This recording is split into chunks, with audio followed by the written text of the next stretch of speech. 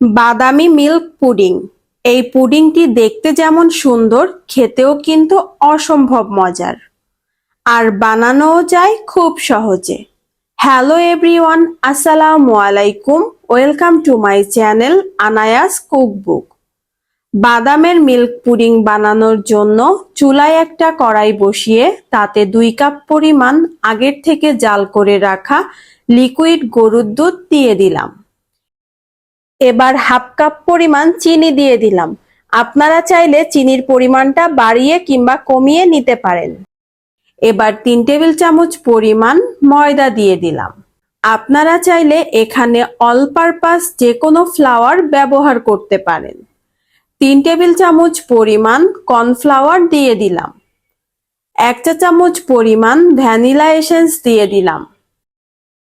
এবার একটা হ্যান্ড উইক্সের সাহায্যে ভালো করে সবগুলো উপকরণ একসাথে মিক্সড করতে হবে। খেয়াল রাখবেন এখানে যেন কোনো ধরনের লাম্পস না থাকে। সবকিছু ভালো করে মেশানো হয়ে গেলে চুলার উপরে বসিয়ে চুলার জালটা মিডিয়াম টু লো হিটে রেখে রান্না করতে হবে। আর অবশ্যই খেয়াল রাখতে হবে এই মিশ্রণটা কিন্তু অনবরত নাড়তে হবে। তা না হলে কড়াইতে লেগে যাওয়ার সম্ভাবনা থাকবে। দেখতেই পাচ্ছেন পুডিং এর মিশ্রণটা কিন্তু ঘন হতে শুরু করেছে। মোটামুটি 2 থেকে 3 মিনিটের মতো জাল করে নিলেই পুডিং এর মিশ্রণটা একদম পারফেক্ট ভাবে রেডি হয়ে যাবে। পুডিং সেট করার জন্য এখানে আমি কাচের গ্লাস নিয়েছি। আপনারা চাইলে স্কোয়ার শেপ বাটি কিংবা পানির বোতল কেটেও পুডিং এর মোল্ড হিসাবে ব্যবহার করতে পারেন। একটা চামচের সাহায্যে পুডিং এর মিশ্রণগুলো আমি একে একে গ্লাসের মধ্যে দিয়ে দিব। আর আমি যে পরিমাণ পুডিং এর মিশ্রণ তৈরি করেছি এখানে আমি 3টা গ্লাস সম্পূর্ণভাবে রেডি করতে পারবো। পুডিং এর মিশ্রণগুলো আমার গ্লাসে ঢেলে নেওয়া হয়ে গেছে। এবার একটা চামচ দিয়ে উপর থেকে একটু সমান করে দিয়ে দিব। আর এটাকে ঠান্ডা হতে এক সাইডে রেখে দিব। আপনারা চাইলে ফ্রিজে রেখেও ঠান্ডা করে নিতে পারেন। ফার্স্টেই বলেছি বাদামি মিল্ক পুডিং, সেই ক্ষেত্রে আমার বাদাম তো লাগবেই। তাই এখানে আমি প্রায় 250 গ্রাম চীনাবাদাম নিয়েছি। বাদামগুলোকে আমি খোসা ছাড়িয়ে একটা গ্রাইন্ডারে দিয়ে আধা ভাঙা করে নিয়েছি। চুলার হিটটা একদম লো করে রেখে বাদামগুলোকে রোস্ট করে নিতে হবে।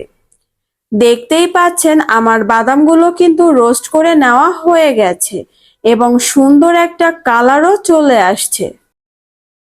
এইদিকে আমার পুডিংগুলো সুন্দরভাবে সেট হয়ে গেছে। এবার আমি এগুলোকে মোল্ড আউট করে নিব। একটু হাতের সাহায্যে চারিপাশ থেকে চাপ দিয়ে ছাড়িয়ে নিব। তারপরে একটা ছুরি দিয়ে সাইড থেকে ছাড়িয়ে নিয়ে পুডিংগুলোকে একটা প্লেটের উপরে ঢেলে নিব। আমি একে একে সবগুলো পুডিংকেই ডিমোল্ড করে নিয়েছি। এবার আমি আগের থেকে যে বাদামগুলো রোস্ট করে রেখেছিলাম এই বাদামগুলোর মধ্যে পুডিং দিয়ে ভালো করে গড়িয়ে নিব। সেম ভাবে আমি আরো একটা পুডিং বাদামের মধ্যে দিয়ে গড়িয়ে নিচ্ছি। বাকি যে পুডিংটা ছিল সেই পুডিংটাও আমি একইভাবে বাদামের মধ্যে দিয়ে গড়িয়ে নিলাম। তৈরি হয়ে গেল আমার সবথেকে সহজ এবং মজার বাদামি মিল্ক পুডিং। পুডিংটাকে আরো একটু স্পেশাল করার জন্য এখানে আমি কিছু ডার্ক চকলেট মেল্ট করে নিয়েছি। আপনারা চাইলে আপনাদের টেস্ট অনুযায়ী যে কোনো চকলেট ব্যবহার করতে পারেন। চামিচের সাহায্যে পুডিং এর উপরে সামান্য একটু চকলেট দিয়ে দিলাম। এতে দেখতে যেমন ভালো লাগবে, মাশাআল্লাহ খেতেও কিন্তু অনেক স্বাদ লাগবে। একে একে আমি 3টা পুডিং এর উপরেই চকলেট দিয়ে দিয়েছি। আরো একটু সুন্দর করার জন্য চকলেটের উপরে সামান্য একটু বাদামের গুঁড়ো দিয়ে দিলাম।